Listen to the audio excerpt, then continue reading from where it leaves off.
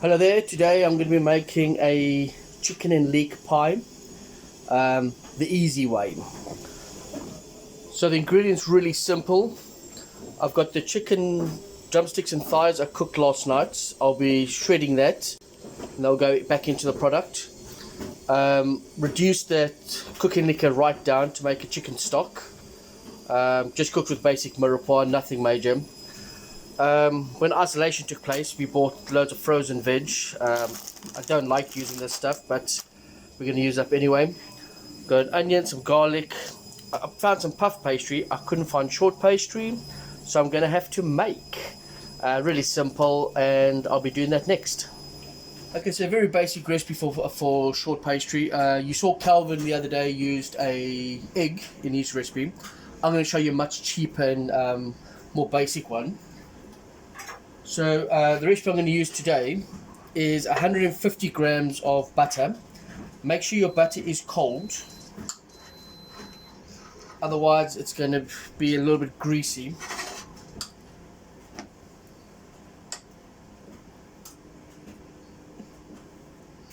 Oh, look at that, just about perfect. Okay, 5 grams off, and in there, so being 5 grams off, I'm going to adjust the flour slightly. I need 338 grams. I'll drop that to 330 grams.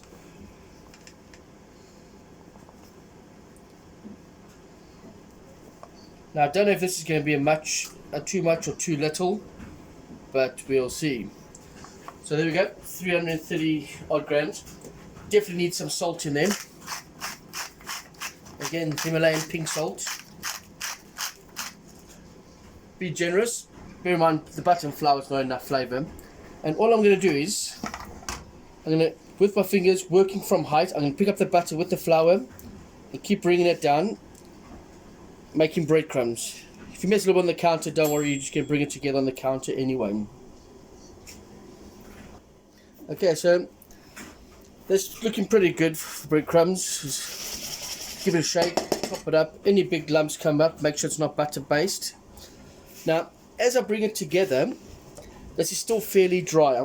I need something to bind it together. And I'm just going to use a little bit of ice cold water. Now, the thing that makes the short pastry short is not overworking it. If you overwork it, it can become greasy, it can become quite heavy. Just very little water at a time and just start bringing it together. Make sure you squeeze all the way to the center. Now, this is going to be the base for the pie. Some pies you'd have a short pastry base and top. Like I said, today we're doing puff pastry lid. I like the combination of the crispy short base and then the flaky top. So okay, keep bringing that over. Now, like any pastry, you have to rest this in the fridge for up to 20 minutes. Really important to relax those gluten strands. As you can see, that's not coming together nicely. I haven't really worked it that much yet. So I probably need just a touch more water just to make that rollable. If I add too much water and it's a bit soft, it's not a problem because I will be adding flour later when I roll the pastry out. Just bring that together now nicely.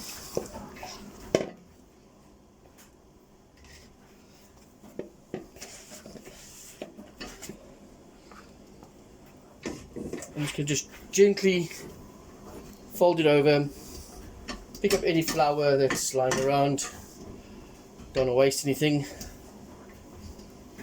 There we go, and that's a nice, very simple, just turn it into a ball a bit. And that should roll out nicely. The nice about this pastry as well, because it's hidden by the lid and the ingredients, it can be used to patch and stuff as well. Let's go in the fridge for 20 minutes and then we'll move on. Okay, so the only real major prep I've got now is just the onions and the garlic.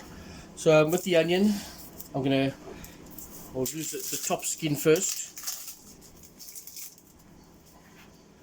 Take off the top. And then through the root, make sure your fingers are out the way. And then just peel it like that. Take a layer off. That's the quickest and easiest way to peel an onion.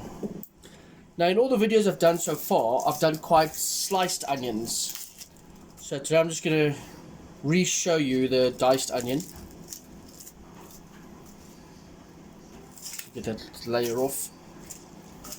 If you've got any bit of membrane, lose that as well.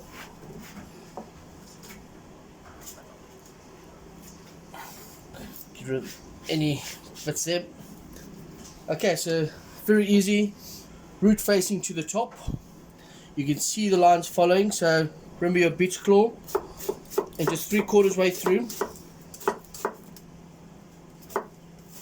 With an angle. 1, 2, and down. Now I want this quite small. I want it to disappear within the sauce when I'm cooking. I want the chicken and the leek to be the main components of this dish. I don't want the onions and garlic to be prominent. Like when I made the pastas and stuff like that, the onion was quite prominent. Okay, so again, the thinner you cut this way, the smaller your dice will be. Note I'm cutting slightly down as well because I don't want to chop my fingers off.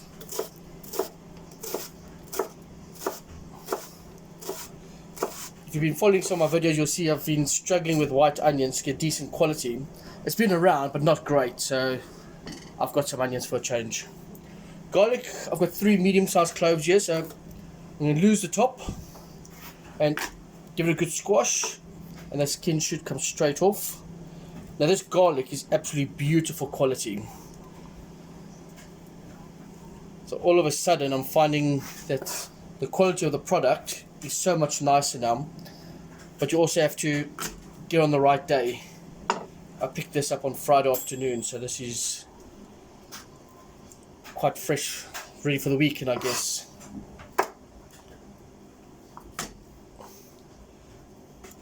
Now, one thing you remember, the ingredients we're using today have a quite an intensive or intense flavored chicken stock, so that's going to add flavor to the product. I've got the chicken itself.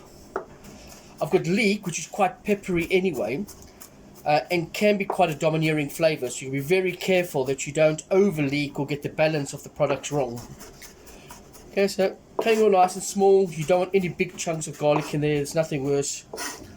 So bring it all together, pinky up, and just give it a nice rock. Bring it together.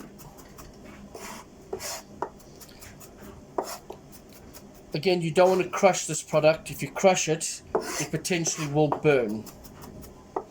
You're just pretty much just cutting on top of itself the whole time. There we go. And that is the end of my mise en place. Okay, so I'm just going to do the only major cooking I'm going to do now. I'm going to fry the onions and garlic off. I've got the chicken that was shredded, which I'll be adding later, but I'm just going to bring it all together.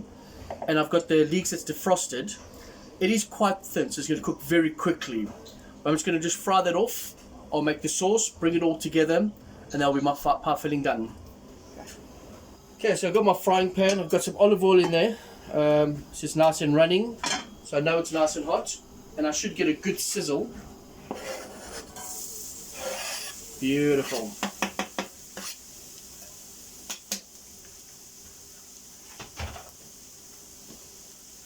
And I want to be very careful to cook this, but not get any colour on it. So I'm only going to cook it very gently till it's translucent. If you do add a touch too much oil here, it's kind of okay because we will be adding it to a flour-based sauce later, so it shouldn't be too bad.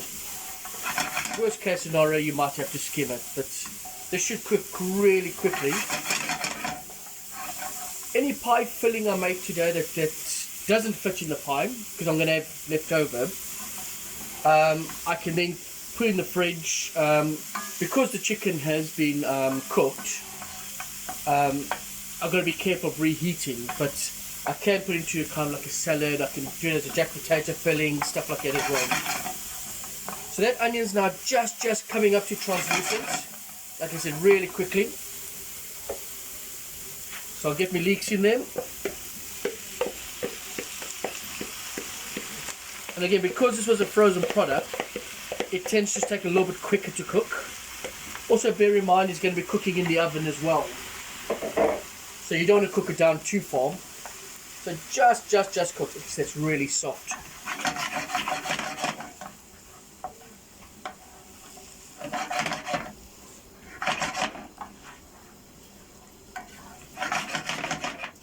So it's quite dark leaves in there. This is why I don't like the frozen product. If I was going to use fresh leeks, I wouldn't go so far up. These leaves here can potentially be just a little bit leathery in the product. Because we're using a sauce-based product and it's going to be cooking twice effectively, that should, technically speaking, not be too bad, but just bear that in mind. What you will have, though, is a fantastic green colour going through the pie. Okay, so that's pretty much there. All I'm going to do is add the chicken now. And that's mainly just to make sure that it's all evenly distributed. And that is going to be the end of all my prep. All I need to do now is make the sauce, and then I can construct my pastry in a bit. My pie in a bit. Okay, so now for the sauce, I'm going to make a basic classic velouté. So start with a roux, equal quantities of fat to flour, and then with stock as opposed to milk. So I need quite a bit of sauce now, so I'm going to add about, give or take, about 100 grams. That's salted butter. You use any butter, margarine, any fat really. If I was doing a steak pie, I could use lard as well if I wanted to. I have used oil before. I'm not a big fan of that, but it is doable as well. But I'm going to make quite a bit of sauce now, so I may have to bring out the whisk later if it starts going lumpy. We'll see how my arm holds out. I'm getting lazy now in this isolation. So first you want to make sure that your butter is totally melted. Okay, so there's my butter melted. Now, if you're new to cooking, you obviously want to weigh out your ingredients. When you start getting experienced, you can then start measuring by eye for a product like this. If I add too much flour and it starts becoming too dry, just add a touch more fat again. I'll add a little at a time now just to get to a good consistency of a roux. Now, this is the important stage. You want to make sure that you get out as many lumps as possible. If you don't get rid of this stage, you're going to end up with a problem later. So that's just about there. I'll say a touch more flour. Now I'm using plain flour for this. You can use strong flour as well, it's not a problem. Okay, so there, you see it's just coming together, it's just starting to ball. So that would be your roux. I've also got a cast iron pan here, so I'm going to start burning my fingers if I don't start being careful. I'm just going to make sure there's no major flour lumps in there. Just remember I didn't sieve the flour. Now you should use hot stock. I'm not going to. So I can't be bothered. So what I'm going to do is I'm going to add the stock a little at a time, but only a little at a time at first. Just give it a few seconds to heat up. Then I start first stirring, being careful not to splash myself, and then bring it together nice and fast. Now I don't want to use a whisk in this case because I'm scared I'll scratch my pan, and a plastic or silicone whisk is going to be a little bit flimsy when the product's still hard. Okay, so give it a few seconds and then start stirring. You'll also notice the stock has got a little bit of a jelly consistency. That's a good quality of a good stock. I could have taken it further down if I wanted to, but I didn't want to overpower the dish too much because obviously there's chicken in there as well. So you can have chicken flavour going through it, but you don't want to overpower it. Otherwise, you might as well just eat a piece of chicken. There we go. Make sure there's no lumps in there.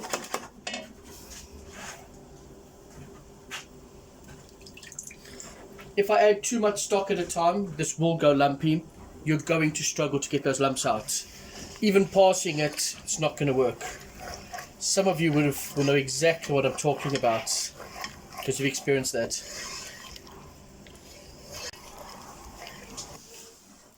Okay, so as you can see, there's a really nice smooth sauce, beautifully white colour. Now, a question I've often been asked by staff and students alike is, why do I use a flour-based sauce, as in the classic velouté, and not a modern velouté, as in a cream reduction? And the answer, quite simply, is that the cream splits in the pie. And so what you're looking at is something that's going to stabilize it. Now, I've also been asked, why don't I roast the bones first and get so much more flavor out of the stock? And the answer, quite simply, is I don't want a dark colored product with a white meat. If this was a dark meat, then yes, I would use a brown stock. But because it's a white meat, I want a nice light sauce. Now that's quite thick still, but I'm going to stop there for a sec. I need this to cook out. So I've got my cartouche. I'm going to turn my heat right down, and I want this to cook out for about 15 minutes. Before I do, just tear a little hole in it so steam can escape. And this is going to prevent it from forming a skin on the top. So there's my cartouche, and that's going to take about 15 minutes. Okay, so what we've got is, that's been about just over 10-12 minutes. So carefully take that off so you don't burn yourself. Actually, that is really, really hot, so don't burn yourself. And I can now give this a good stir, and I'll adjust the consistency again. You can see that that's obviously too thick, so I'm definitely going to add a touch more stock. The leftover stock, there's loads I can do with that. I can add some noodles to it, cook it up and make my own pot noodle. I could turn into a broth like I did the other day when I made the Thai chicken broth. I could just heat that up, add some noodles to it, some sweet corn, and I've got a nice broth to go for a nice light lunch. I can make a sauce and pour it over chicken, add some chopped herbs maybe. So there's all kinds of things I can add to this. So I'm definitely not going to be wasting it. I can also freeze it if I'm not going to be using it soon. Right, so what I'm going to make the sauce just a little bit thinner than I need it. And then as the leek and chicken and onion garlic cook into it, it will thicken up and I'll get the right consistency that way. Adding liquid after is going to be a lot more difficult than adding it sooner. So, time to start seasoning. The bear in mind is going to get stronger anyway. So I'm going to add a little bit of pepper, but only a little bit, because the leek is peppery. But it will take quite a bit of salt. Don't be shy with the salt. You're going to season throughout this whole product. So we've seasoned the pastry, we're seasoning the sauce, and we're going to put a little bit of seasoning on the top of the pastry, the puff pastry as well. So if you get the seasoning wrong now, your product's just going to taste under-seasoned. The chicken flavour in here is immense. It's fantastic. What a lovely product already. Now it looks like I'm adding a lot of salt. I really am not. Like I said, this is just a flour-based sauce, so there's nothing in there.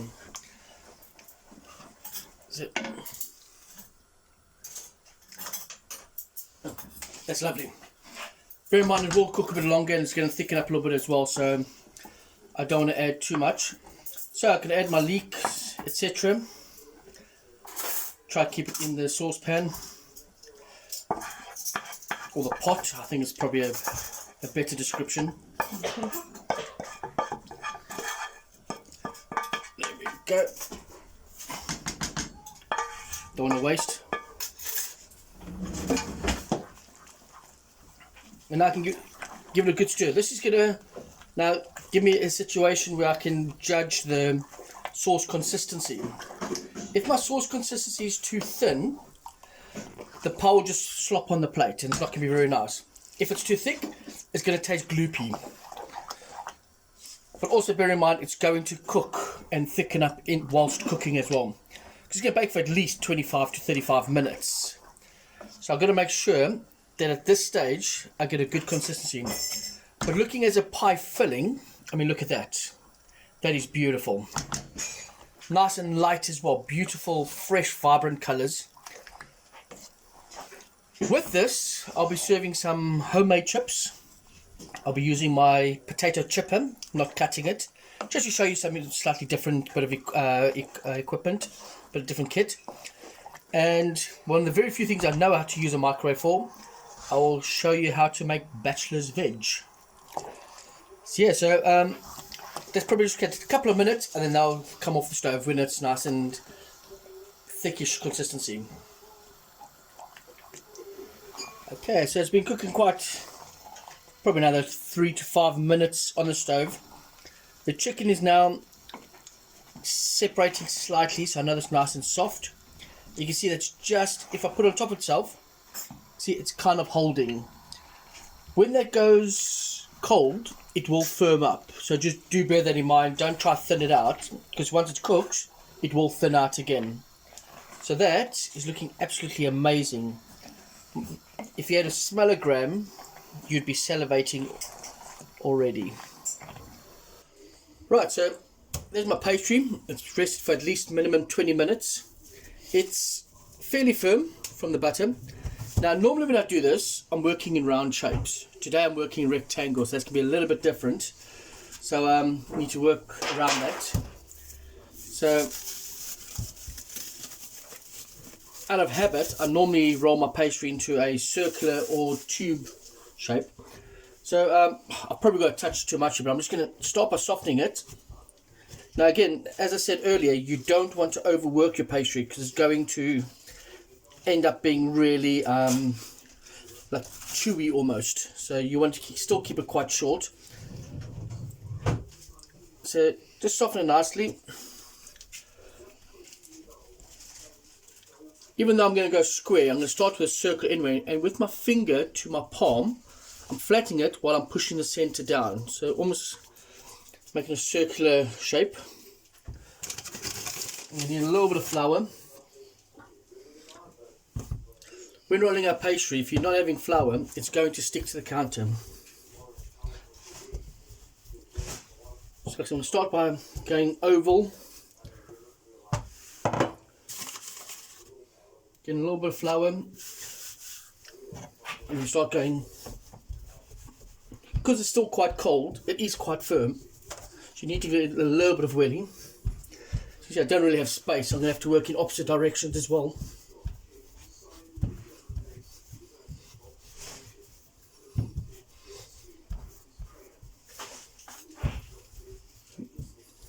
So I'm almost in shape, so you can go just a little bit thinner. Now if this breaks, as I said earlier, it doesn't matter because you can patch it. Nobody's going to see it.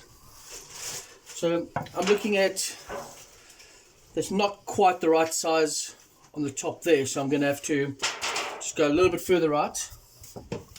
Luckily I do have some spare thicker pastry on the sides there, so always making sure you got enough flour on the sides. These offcuts I can use to patch it, so I'm not really going for neatness now. So roll her up.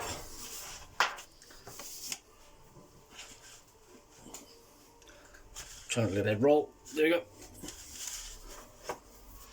Okay, so very simply, this particular product I won't be blind baking. So as I fold it over, I'm just getting it into the edges. You'll see there's a bit short. I'll patch that up. So that's not a train smash. Get into that edge though, you don't want any air holes. Just keep going around, be patient. As I fold it over, I push it back in. There we go. If you've got nails, be very careful that you don't pierce the pastry. Because you're putting a liquid in here, this will go through and make it stick, which means you're going to struggle to get out later. Now again, what we normally tend to do is we tend to dock the pastry. I'm not going to do that today either. So what I'm going to do is, I want to cut this pastry slightly bigger than the edge. So I'm just going to go slightly over. Anything that's not being used, I'm going to save that because I need to patch up. And again, don't worry about neatness, you're not going to see this at all. But I definitely want it to be bigger because I'll be folding it over and using it to help glue the top puff pastry to it. That's fine. Come around this way.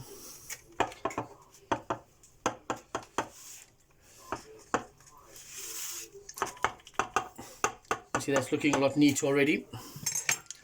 Okay, so again, just make sure you get into the edges. See over there, I've got a bit of a crack there, and I can fold that over. Just bring it together. Let that seal. I want to get a piece over there. So, again, being careful not to ruin the shape of the pastry case too much. Now I can use a oven bowl. That's perfectly fine as well. I like to use a metal tray. I find it easier, but also if it gets really baked on, I can just chuck in the bin. Whereas a glass bowl, I have to wash. It's a bit of laziness on my side. Okay, so that's ready for my mix.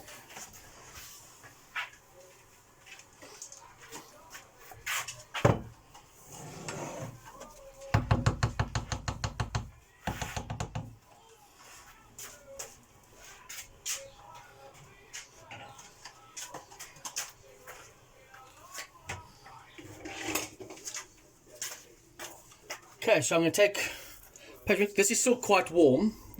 I've worked faster than I anticipated. But I'm going to pack this pie quite densely. Just keep moving around, making sure you get a nice even spread of leek to chicken as well. Now this will feed, depending how much you eat, between 4 to 6 people. It is quite narrow. It's about 20 centimeters across, I'm guessing. So it's really not that much because it's quite narrow, quite shallow. So there we go. Like I said, the remainder of this product we can use for jacket potatoes or anything like that. Hell, you can even add a bit of cooked pasta to it and you've got a nice pasta there as well. So there's my pie mix. I'm making sure it's nice and flat on top. And here comes the important bit now. The reason I wanted it slightly over, I'm going to fold this short pastry just slightly over. And that's going to give me something for the puff pastry to click onto. It doesn't matter if it folds slightly over, that's perfectly fine. It will spread out later again as it cooks with the steam. So there we go. And time for my puff pastry. Right, so time for my puff pastry. Before I start getting finished, I first want to see the size of it. I may have to roll it out as well. Now, in your theory, you would have learnt about convenience products versus making it at home. Making it at home is always going to be a better product, in some, or not always, in some sense. However, what you also have to realize is the time it takes to make, but also the person making the product. So what I'm going to do is, I'm going to try and measure this product out. I'm going to cut the paper short, and that's going to give me an indication if it's actually going to fit on top or not. So sideways definitely looks like it, and lengthways, so I don't have to roll this pastry out any further. It's perfectly rolled for me. So first things first, on the side, I'm going to start with, we've got a beaten egg, nice and smooth. And I'm just going to put it on the side, and that's going to allow the puff pastry to stick to the short pastry. You can use water as well. Where possible, try not to get it on the actual baking tray. I've got a little bit there, but I'll loosen it later with a knife. But you don't have to loosen, it's obviously a better option. Okay, so try and make this as even as possible. Now, because my product is still fairly warm and it's steaming, once I've got it there and I've got the egg there, I'm kind of stuck now. Now I have to use it as it is. So first thing I'm going to do is I'm going to fold it over and push it against the short pastry where I've got the egg. And that is going to glue it. There's all kinds of different ways you can finish this product. You can pinch it by pushing two fingers like that. Some people do it that way, different methods. I'm not going to do that today. I'm going to do it slightly different. But you definitely want a crust. And so I'm being quite patient. You can use a knife. I'm going to use a pair of scissors. I'm just going to trim the edges a bit. And that's going to give me a nice neat fold. Or that's the theory behind it at least.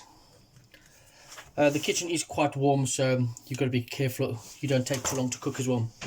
So first thing I'm going to do is I'm going to just brush the edges. Literally just the edges, and that's going to give me another glue factor for the pastry to come across. Okay, and literally all I'm going to do, I'm going to fold it and fold it again. I'm going to make this quite coarse because I want it still to be rustic. So, folding the edges. Like I said, I can crimp it if I want, but I'm not going to today. Pinch it nice together. And that's going to puff up just a little bit more and give you that crust effect. So that's looking quite nice already. It's actually starting to look like a pie. Now, like I said earlier, you can use short pastry for the top and the base if you want. That's perfectly fine. It really is about preference. I'm not aware of any major theory that advises one versus the other. But there we go. Like I said, if you wanted to crimp it, you could do something to that effect, but I'm not going to bother today. Okay, using a back of a knife now, I'm going to,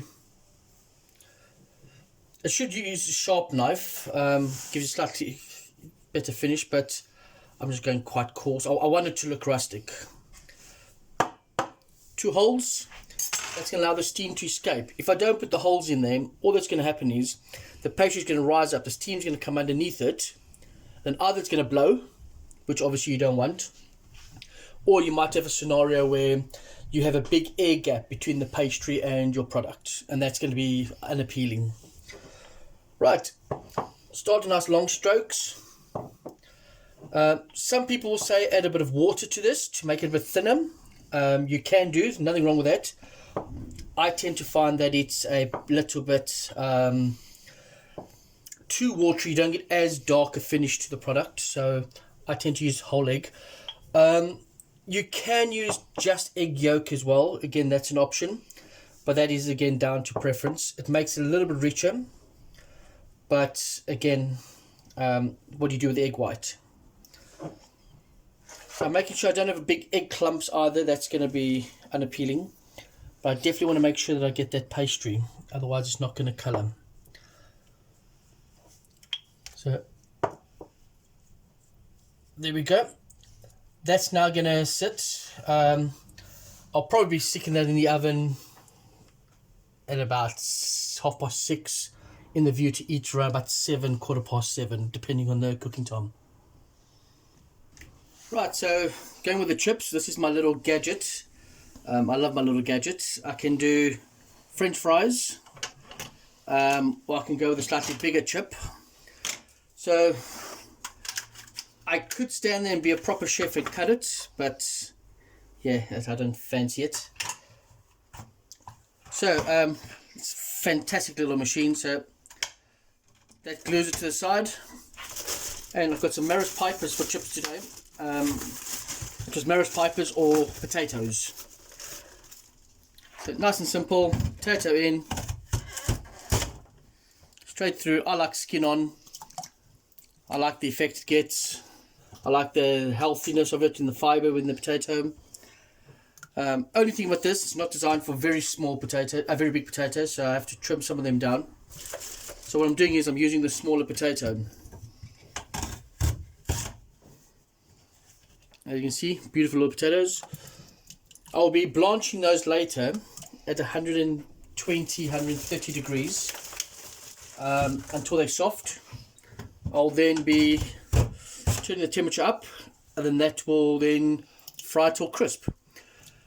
Now, I'm not going to bother doing it now, because whilst in the pie's in the oven, I've got something I need to do, so I might as well do that.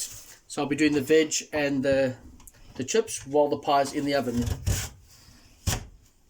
Now, the nice thing about the pie as well, you can quite easily make a pie, but double the portions. Make 2 pies. And by doing 2 pies, you put one in the freezer. On a day that you're at college and you're coming home late, you know, by the time you get home at 7 o'clock or whatever, you don't really have time to cook and eat at a reasonable time.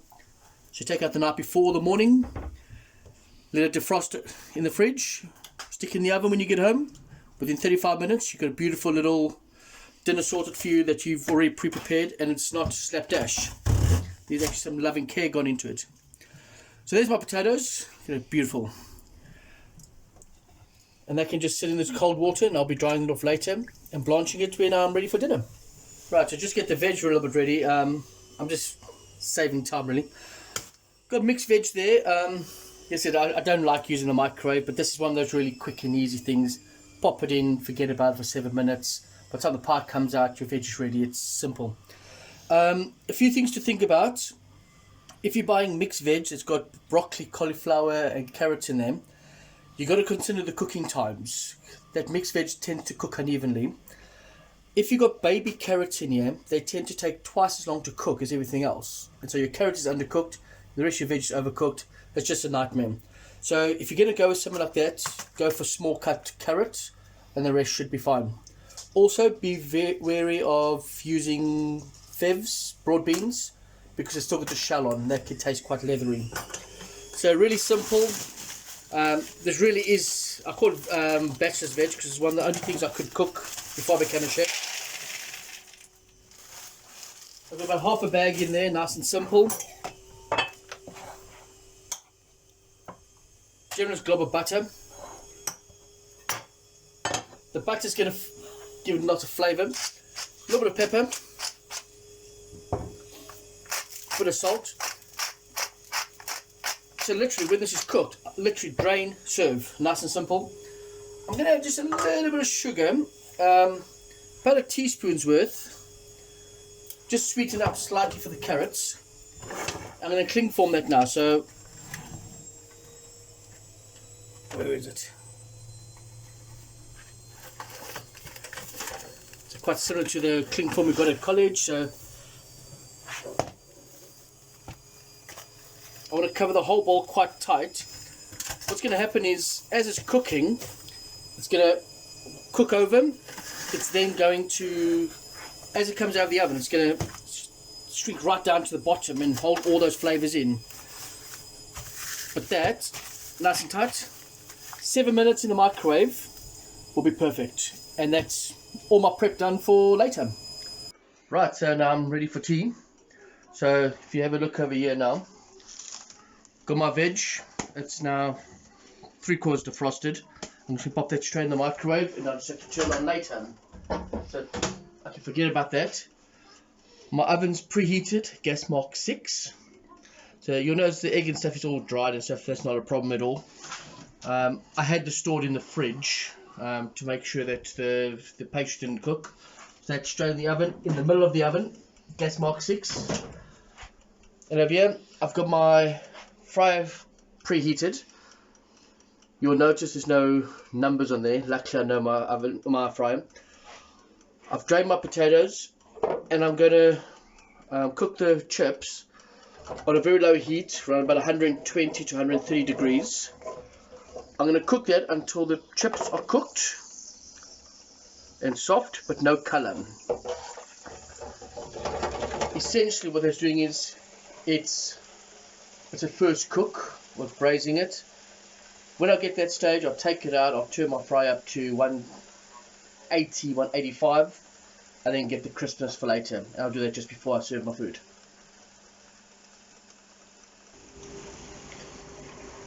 Right, so let's have a look at our chips. Try to be in the pan.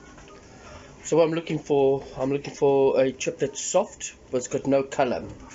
As you can see, there's no colour there. Give it a nice little squeeze. That's now almost there.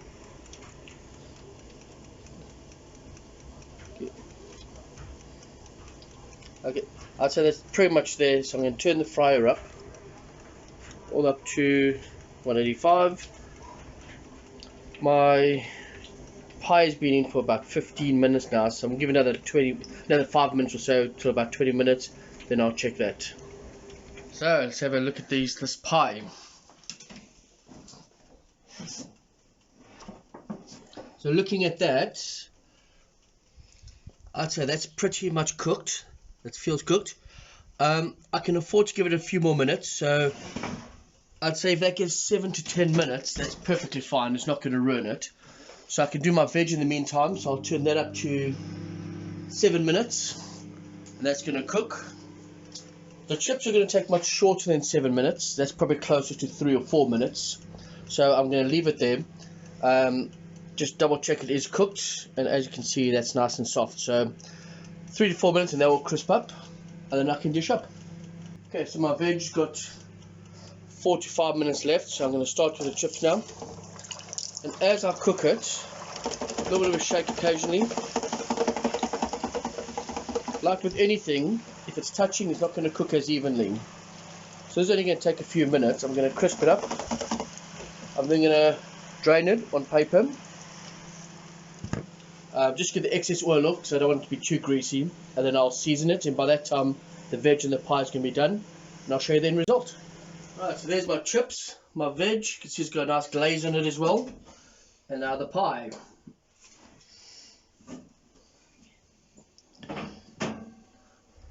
Look at that. Looks amazing. So it's got a good rise as well. I'm just going to run my knife just around the edges to make sure that it hasn't stuck with the egg.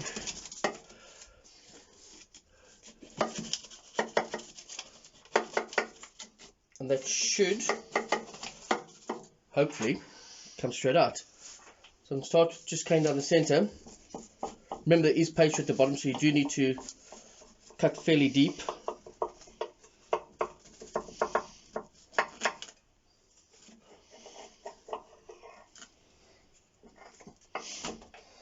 And like I said, you could probably get easily 6 decent portions over there. So I'm going for a fairly smallish portion.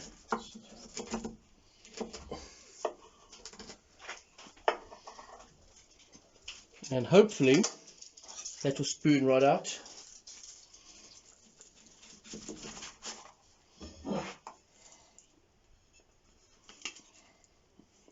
Oh, look at that. Get some veg. Let's move that a bit.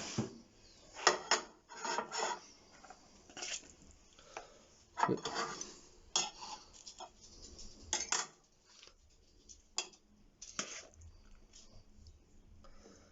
It's my bachelor's veg, and of course my home cooked chips. And that is my chicken and leek pie.